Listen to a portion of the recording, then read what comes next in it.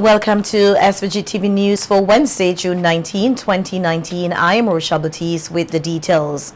Vincentians locally and abroad are being assured that there is no need to be alarmed by ongoing trade winds exercise, particularly a 5-minute simulation video that has been circulating on social media suggesting a possible volcanic eruption and a hostage situation at the Argyle International Airport. Today, the SVG Police Force and the Prime Minister's office issued a statement on the matter. Acting Prime Minister Sir Louis Straker reminded citizens of the trade wind simulation exercises taking place in various parts of the country, including at La Soufrière and the Argyle International Airport. There has been a video circulating on social media in the form of a news story that reports on, among other things, an imminent eruption of La Soufrière volcano, a hostage situation at the Argyle International Airport, and a kidnapping situation at the La Soufrière mountain.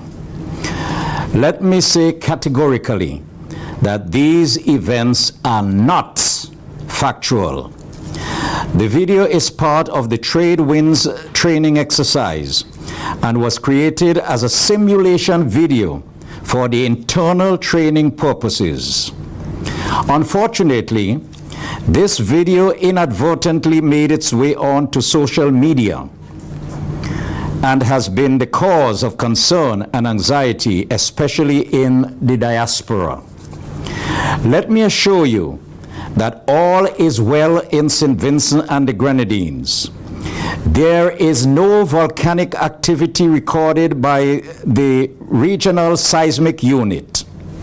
The Argyle International Airport is fully operational and incident-free, and there has been no report of a kidnapping in this country. Sir Louis gave the assurance that all is well, noting that persons should not take the video seriously as it was produced for the purpose of the trade winds exercise.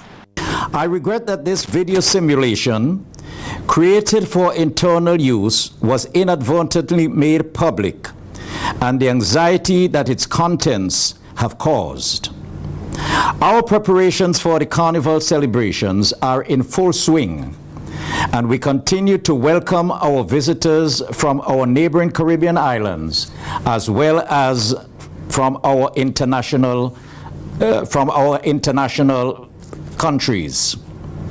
The trade winds exercise ends this week, and we trust that it would be a massive success with our local and regional personnel trained in the areas of disaster response and other mass casualty situations. Again, I reiterate that the video circulating is not real, but was a simulation video, and as such should not be taken seriously by the public here at home, nor by our brothers and sisters in the diaspora. Meanwhile, Commissioner of Police Colin John said the video in question, which stirred some concern among persons here at home and abroad, was not created for any malicious reason and assisted in gauging the reaction of the public to such occurrences. The video in question was posted on the World News Network, a fictitious site created for the trade winds exercise for training purposes. The police commissioner said the video was created after the training was completed and steps were taken to indicate that it was just an exercise. I think it really assisted the public in being alert and to see how they would react should a situation like that occur. Yeah, I saw a video, but the one I saw, there was flashes of exercise. This one also. Yeah, so if persons are paying attention to that, they would realize it is an exercise as opposed to something, a real activity, a real life activity. Based on my information, the activities that were recorded the video was circulated after the activity took place. So it was basically a reporting of what took place as opposed to something that is actually happening at the time. To give any criticism, the only thing that I would have like for it to be added to it is at the end of it that it indicated that it was an exercise as opposed to just the posting on the screen. But generally, I don't think, well, if you look at it carefully, you would have been alarmed, or you should have been alarmed about it. Representative from the Southern Command, Doug Fitzgerald, said the videos on the site WNN are used for training purposes to give a sense of realism for the participants in the trade winds exercise. Is a sense of realism, right? So seeing the events happen after they've happened, being reported by the media like the WNN, brings the sense of realism to the training audience, and they understand, hey, I know why I'm here. I know what I'm doing, And generally, they are either for successful operations. Hey, they caught the bad guy, they evacuated, they did the search and rescue at the school. So they're pointing out good things. We also use that tool to get the training audience to do something if they haven't done it right. So we can say the bad guy's still on the loose. And so now the training audience is more focused on, hey, we need to do something about this. We need to, so it's a tool. It's only a tool that we use in the exercise. We brought it to the exercise for sense of realism and also feedback for the Police High Command of the RSVG Police Force says the trade winds exercise here in SVG can be deemed a success. Giving an update on what was done during the exercise, Deputy Commissioner of Police Frankie Joseph said the training provided law enforcement and emergency personnel the opportunity to boost their capacity to respond to emergencies.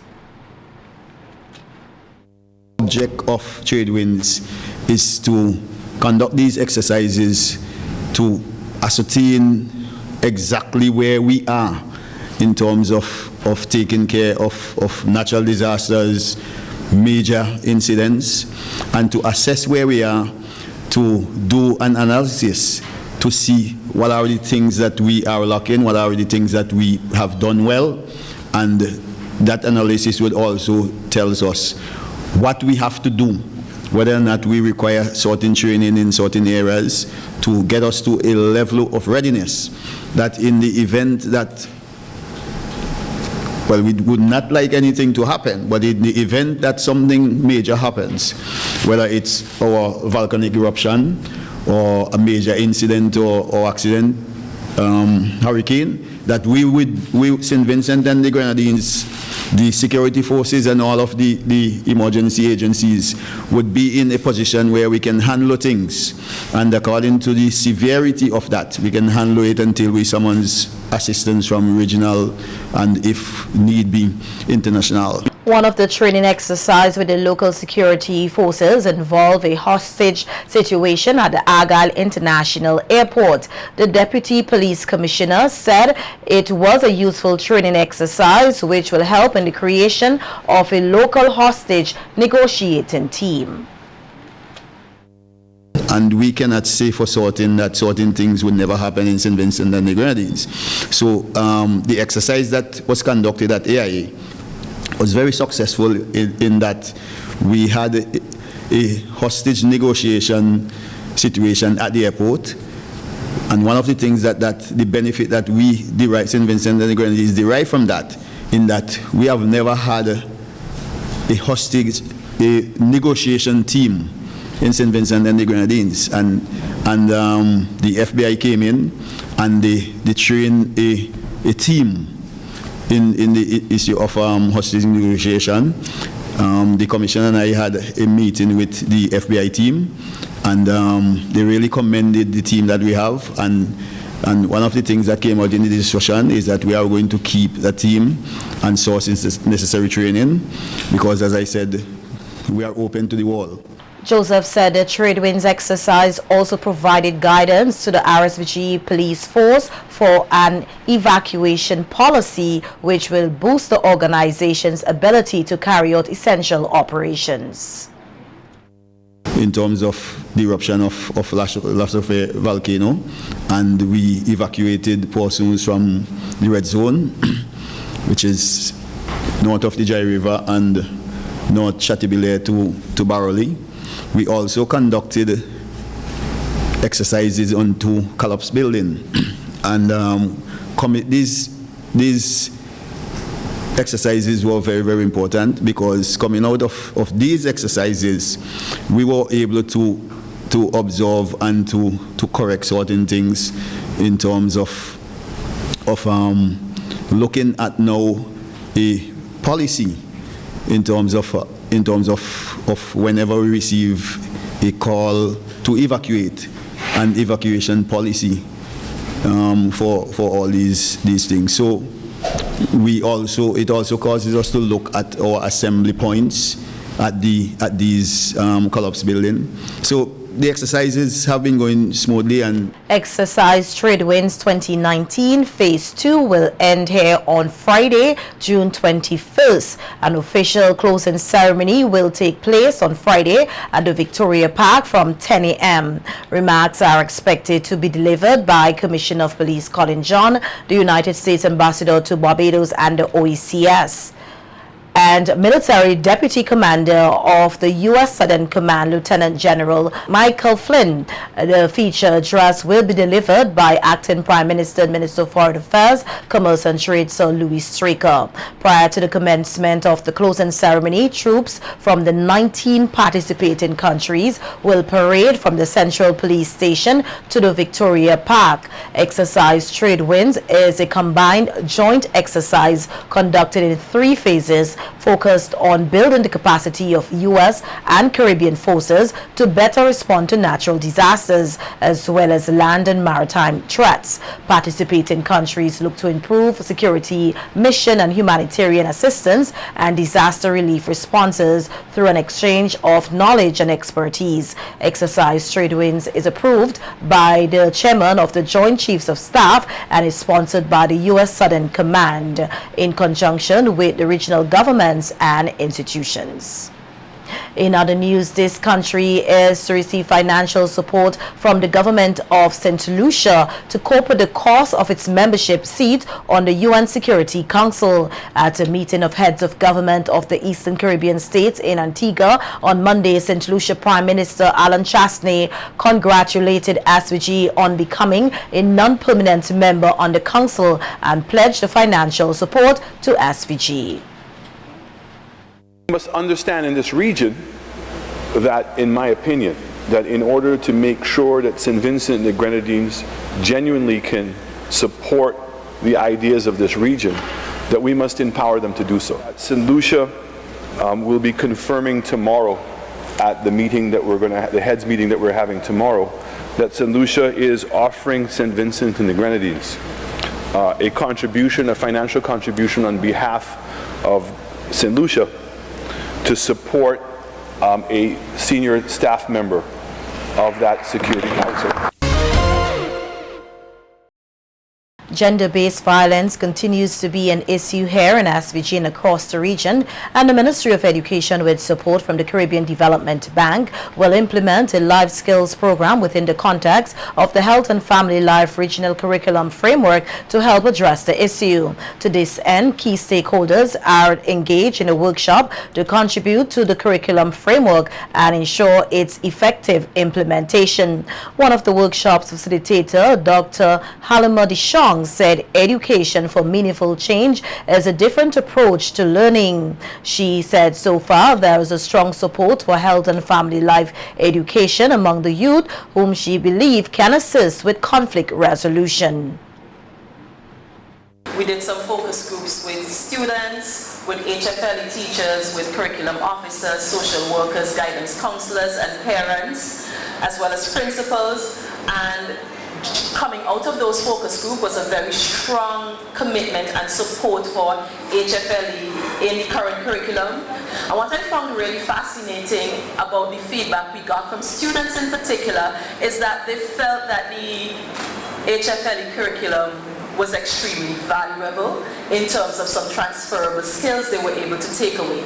And they also felt it was extremely valuable in terms of the communication skills they required to mitigate conflict in their lives. And for me, that was a really big takeaway. And I think it is, so they said that the youth shall lead us. I think it's something we should take very seriously, especially because they were able to provide some concrete examples as to how they were able to transfer the skills learned in the HFLE classroom. Dishong said while there is a focus on technical institutes, the information will be spread to health and family life education teachers and guidance counselors at secondary schools nationwide. She said it is hoped that health and family life education be mainstream across the school curriculum.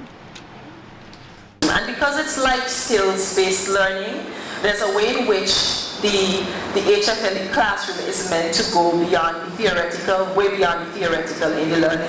At this stage, the intention is to focus on the technical institutes, but I do believe that coming out from the conversations with teachers, and some of those teachers are here from last October, what I found really important in what they were saying is that HFLE needs to be taken beyond a standalone set of courses in the overall program, and it needs to be mainstreamed across the curricula, because there's so many things that are taught in the HFLE curriculum that is so relevant to several subjects across the board. So we could think about biology, we could think about history, social studies, and there's a way in which we need to think about mainstreaming the knowledge across the curriculum.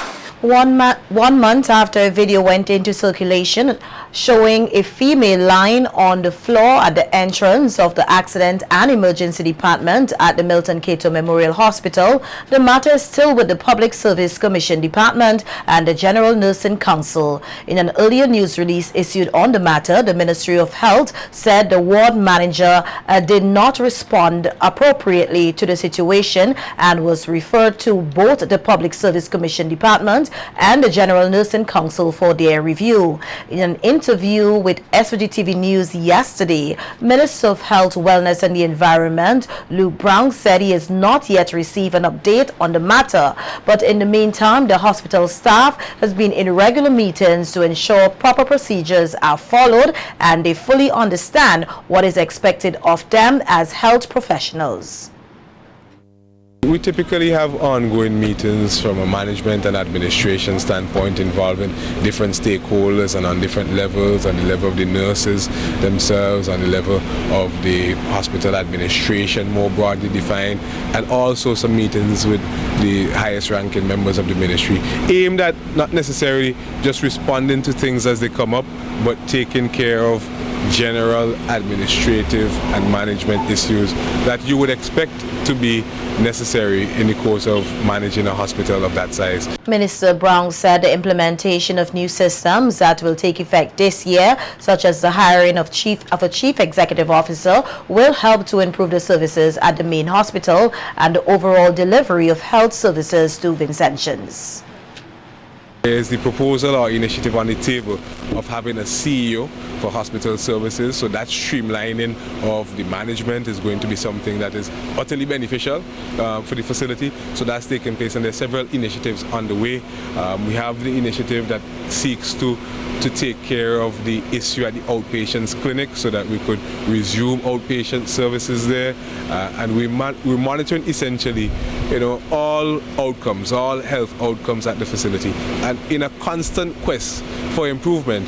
I know that in health it is a high stakes sort of situation. You're dealing with life and death, and a fraction of a second could make all the difference. So we are trying our best to make sure that in all the circumstances we do what is in the interest of our patients. In this year's budget, the Ministry of Health created 78 new posts to strengthen hospital, community health, mental health and laboratory services. Public Health Inspector Rajisha Grant has expressed satisfaction with the level of participation of food vendors in a two-day workshop hosted by the Public Health Department to ensure food safety practices are maintained throughout the carnival season and beyond. Yesterday, the health inspector visited a few of the food handlers who took part in the workshop at their place of business. Grant said she was happy to see the vendors taking what they learned at the workshop seriously.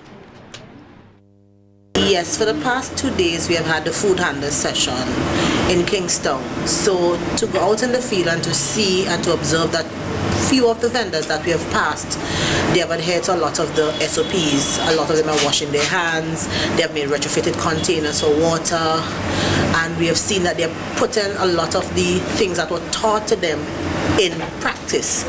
Especially when I go up to the chicken truck up the road, I saw Dale adhering to a lot of the food safety protocols and measures that he have taken in his establishment. There is one young lady, a lady opposite the police barracks, that pleases my heart to see. When I go there, I never had inspected her establishment before, but when I look at her from outside and I see all the practices she put in place, it pleased my heart to know that as a public health inspector, when we speak to people and we give them information, they can put it into practice, and at the end of the day, they uplift their establishment. Grant said while there are a number of vendors who are proactive and follow the rules, there are still a few who refuse to abide by these rules. The public health inspector said it is important for members of the public not to purchase food or drinks from persons who do not have a food handler's certificate. Yes, there are still a lot of the vendors in Tokyo who refuse, even though they know that they should have their food handler certificate, refuse bluntly that they are not going to do it. So we are asking you, if you know you're not supposed to be selling food to people, if you don't have your food handler certificate, please do not. And we are asking the public, you can request it. It's your right to ask them, the vendors, if they have their public health certificate. It means that they were trained.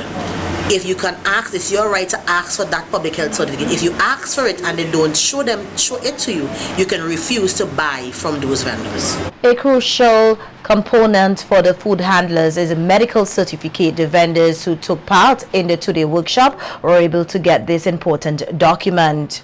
Environment Health Officer Ralph Williams said the medical certification is to ensure that persons are medically fit to handle and prepare food for sale. Have to be medically fit so that they won't have, if they have certain disease, like communicable disease as it relates to food. For instance, if they have, like, say, a flu or a common cold, they could transfer that to the food. So that is one thing. And they may cry the nails. They have to know in terms of the nails supposed to be shortened and so forth. So it's a matter of the person is medically fit so that the transference of pathogen, pathogen would not be transferred to the food that you are prepared, that way you kind of compromise and cause adverse effect, health effect to the general public or the consumer. Along with proper food handling techniques, vendors were taught the effects of improper waste disposal. Improper waste management practices often lead to rats infestation and other diseases. Some of the food handlers who took part in the two-day workshop hosted by the Public Health Department shared a bit with our news team what they learned from the two-day exercise and shared some advice with their fellow food vendors. I think that vendors should have like garbage bins, make sure that your garbage is disposed properly, make sure that around your area that you're selling that it's very clean, and not to be throwing food outside or around like that, because that encourages a lot of rats and all of that. Well, of course, disposal of your waste, like food waste, you dispose them properly, and always keep stuff covered, and be careful at least goes back to the way how we would dispose stuff. As a businessman, as myself, I think we should pay more attention to our customers' health and not the business by itself. And I think also if we try to handle food properly and we keep our environment clean, we will reduce a lot of rodents around and keep it down to a lower standard. I believe so. I think one of the main things before you go into a business, you should think about how your business is going to affect the person, the vendor, the consumer, you know, in a healthy way. One of the things that you should look forward to is to make sure that you dispose of your garbages properly, and you know, by doing so you could alleviate the problem with rats and roaches and even flies.